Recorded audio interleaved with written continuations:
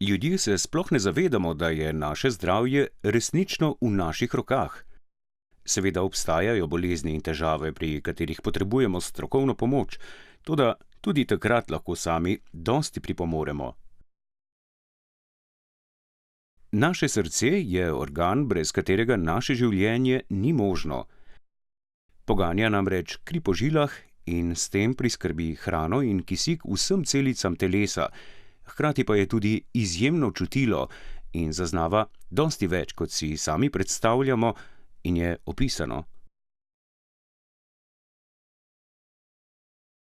Znanstveniki so že marsikaj raziskali, več o tem v članku Srce kot vitalni organ, toda njegove dimenzije so, po mojem mnenju, dosti večje, kot si sami predstavljamo.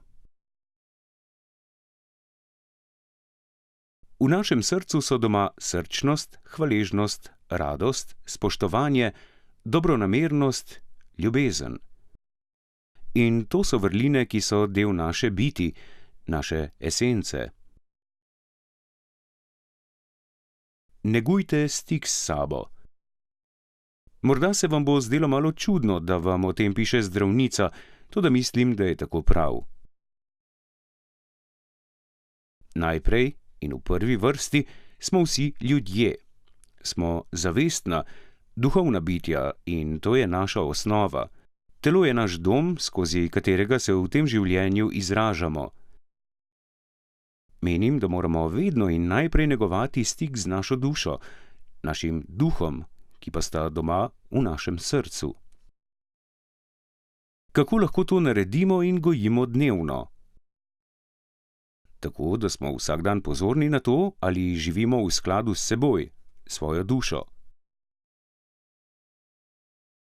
Tako, da počnemo stvari, ki nas izpolnjujejo, veselijo, nas delajo umirjene in hkrati hvaležne.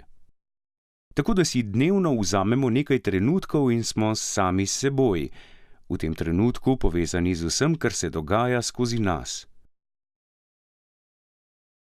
Negujmo pozornost v sebi, hvaležnost, radost in lahkotnost. Vse to širi našega duha in bogati naše srce. Poskrbite za fizično zdravje srca. In ker je naše srce tudi fizičen organ, je dobro poskrbeti zanj, tako da upoštevamo naslednje. Za srce poskrbimo, tako da se gibamo v naravi, na svežem zraku, si vsaj 3 do 5 krat tedensko vzamemo čas, vsaj 30 minut, za hitro hojo ali kako drugo telesno aktivnost, pri kateri se naš utrip dvigne na 50 do 70% našega maksimalnega utripa. Maksimalni utrip merimo 220 minus leta. Naprimer, maksimalni utrip za 50 let staro osebo je 220 minus 50 je 170. Zelo pomembna je prehrana, ki naj bo bogata z zelenjavo, sadjem, žitaricami, čim več brezglutenskih, semeni, oreščki, stročnicami, po želji pa tudi z ribami, belim mesom. Poskušajte se izogniti predelanim izdelkom, pripravljenim namazom, omakam, paštetam, suhomesnatim proizvodom in raje sami pripravljajte bogato in okusno hrano, ki jo v miru in z užitkom pojejte. Pomembno je pitje zadostne količine vode. Tekočina je omejena pri bolnikih s srčnim popuščanjem. Za zdravje srca je dobro uživati tudi omega maščobne kisline iz rib, lahko pa tudi v konopljenem lanenem olju, ter magnezij, magnezijev citrat. Cigarete pa raje pustite v trgovini. Alkohol neugodno vpliva na srce v večjih količinah.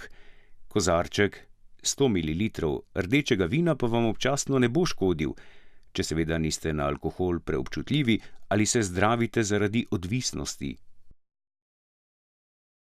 Svoje srce boste vedno bogatili, če boste v sebi gojili hvaležnost in samospoštovanje. Radi se imejte.